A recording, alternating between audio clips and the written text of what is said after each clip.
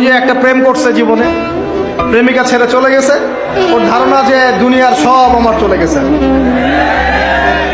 একটা মেয়ে, মেয়ের অভাব নাকি দুনিয়ায়? হ্যাঁ,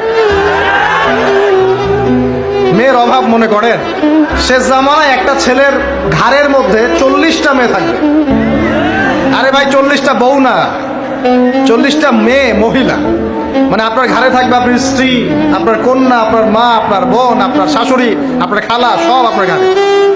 শেষ জামানায় মেয়েদের সংখ্যা আস্তে আস্তে বাড়তে থাকবে, ছেলেদের সংখ্যা আস্তে আস্তে কমতে থাকবে। যুদ্ধ বিগ্রহ বেশি হবে, ছেলে মানুষ একটু বেশি মারা যায় না, বাইরে চলাফেরা বেশি করে, অ্যাক্সিডেন্ট আছে, রোড অ্যাক্সিডেন্ট, এই সেই, যুদ্ধ বিগ্রহ।